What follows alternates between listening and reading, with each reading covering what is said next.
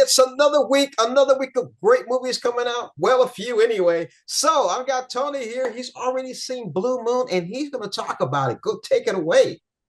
So, from director Richard Linklater, it really is a film about Lawrence Hart and his state of mind the night of the premiere of Oklahoma back in 1943. So, as you know, he was there with Rogers. There's a partnership there before it formed with Rogers and Hammerstein. So, we really get a look into his psyche and how he's handling everything. And the film works, number one, as a whole because of Ethan Hawke. His performance is truly astonishing. He fully embodies his character. He just nails the self-deprecating, charm that this character has, this person had, and you really feel every emotion he's going through. It's a dark and depressing film that's constantly driven by dialogue. It feels very much like a stage play, and it isn't to begin with, but I can easily see someone, adapting this for the stage. But now, aside from Ethan Hawke, who is honestly fantastic, it's a really strong supporting cast. Andrew Scott, Margaret Qualley, and Bobby Cannavale, who is someone who was really underappreciated in a lot of roles. His levity, his timing in this, his humor was really strong. So for a dialogue-heavy film that doesn't really move much, takes place mostly in this bar on this one night, it's a surprisingly entertaining, fast-paced, and witty film that I had a lot of fun with. I give it a 4 out of 5. Ethan Hawke's performance alone is a reason to see it, but just to kind of see, this man who's a legend, made a lot of songs that you're familiar with today that still live on, just to see kind of how he handled everything in the beginning of his downfall with his partnership.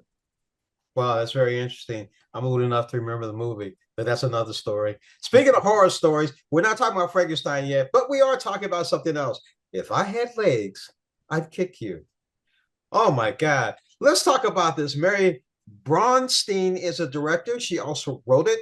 It stars, doesn't really matter who stars, because I tell you what, guys, this is a movie. It's very interesting. Rotten Tomatoes gives it a 94.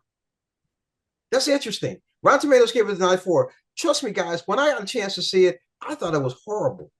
I could not understand it. Rose Byrne is in it. Mary Bronstein's in it. ASAP Rocky, the rapper, is in it.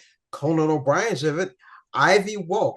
What the heck is this thing all about? Well, let me tell you, it was a weird one to me. With her life crashing down, it's definitely crashing down around her. Linda tries to navigate her daughter's mysterious illness, her absent husband, and a missing person in an increasingly hostile relationship with her therapist.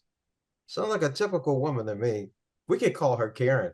Anyway, this movie, Rotten Tomatoes, gave it a 94.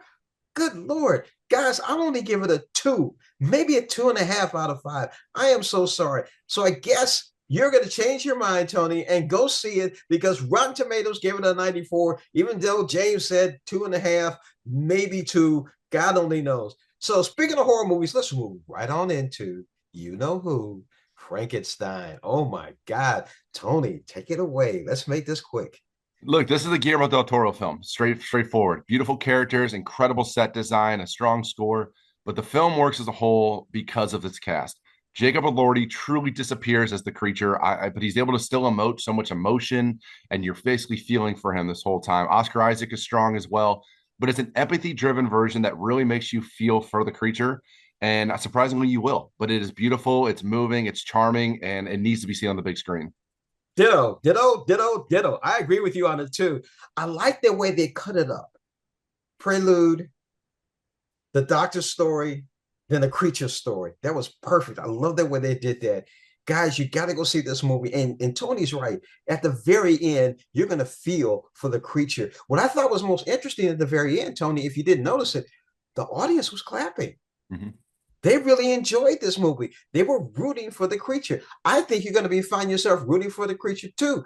Wow. Oscar-winning director, Del Toro, you did it. You pulled it off. I'm going to give it, be the first one. I'm going to say 4, maybe 4.5 out of 5. Tony? I'm in the same boat. I finalized on a 4, but it is close to a 4.5 as well if we're getting the decimals there. This is a film Guillermo del Toro was destined and born to create, and I'm so glad that he did.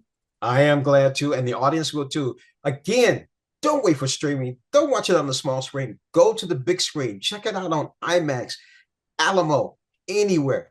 It's a great movie. And go to all the movies, except for that one we talked about. We will see you next week.